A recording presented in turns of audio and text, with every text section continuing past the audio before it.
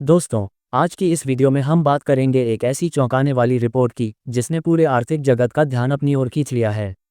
देश के सबसे बड़े सरकारी bank state bank of India (SBI) की एक नई रिपोर्ट में खुलासा हुआ है कि सोने की बढ़ती कीमतों की वजह से सरकार को करीब 93,284 करोड़ रुपए का नुकसान हुआ है।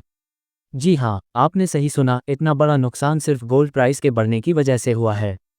लेकिन आखिर यह नुकसान हुआ कैसे और क्या आने वाले समय में इससे राहत मिल सकती है? चलिए समझते हैं पूरी कहानी आसान शब्दों में। एसबीआई की रिसर्च रिपोर्ट के मुताबिक भारत में सोने की मांग लगातार बढ़ रही है। साल 2024 में देश में करीब 802.8 टन सोने की खपत हुई, जो पूरी दुनिया की खपत का लगभग 26% है। इसका मतलब है कि भारत सोने की मांग में दुनिया का दूसरा सबसे बड़ा देश बन चुका है। लेकिन इतनी ज़्यादा मांग का असर हमारी अर्थव्यवस्था पर पड़ रहा है, क्योंकि भारत अपने 86% सोने की ज़रूरत आयात इम्पोर्ट के जरिए पूरी करता है। अब बात करते हैं इस नुकसान की। सरकार ने कुछ साल पहले सॉवरेन गोल्ड बॉन्ड्स (एसजीबीएस) जारी किए थे। जब ये बॉन्ड जारी हुए थे उस समय सोने की कीमतें काफ़ी कम थीं। लेकिन अब सोने की कीमतों में ज़बरदस्त बढ़ोतरी हो चुकी है। नतीजा ये हुआ कि जब सरकार को इन बॉन्ड्स को रिडीम करना पड़ा तो उसे सोने की मौजूदा ऊंची कीमतों के हिसाब से भुगतान करना पड़ा। इसी वजह से सरकार को करीब 93,284 करोड़ रुपए का नोटेशनल लॉस हुआ है। दोस्तों, यहाँ ध्यान देने वाली बात यह है कि ये नुकसान वास्तविक एक्चुअल नहीं बल्कि नोटेशनल लॉस है। यानी सरकार ने ये पैसा जेब से नहीं गंवाया, बल्कि सोने की कीमतों में तेज उछाल की वजह से बॉन्ड्स पर भुगतान की लागत बढ़ गई। इसे एक तरह का वित्तीय दबाव कहा जा सकता है, जो सरकार की बैलेंस शीट को प्रभावित करता है।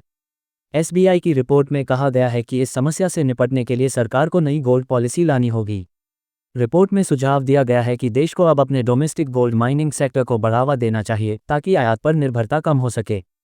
साथ ही सोने के निवेश के वैकल्पिक विकल्पों जैसे गोल्ड ईटीएफ या डिजिटल गोल्ड को प्रोत्साहित किया जाना चाहिए। इससे लोगों का रुझान फिजिकल गोल्ड की ओर कम होगा और देश के विदेशी मुद्रा भंडार पर दबाव भी घटेगा।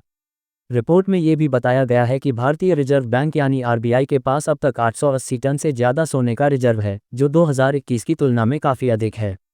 ये दिखाता है कि भारत के पास सोने की पर्याप्त सुरक्षा है, लेकिन बढ़ती वैश्विक कीमतें और घरेलू मांग इसे चुनौतीपूर्ण बना रही हैं। तो दोस्तों, सोने की चमक जितनी बाहर से दिखती है, उतनी अंदर से अर्थव्यवस्था के लिए भारी पड़ रही है।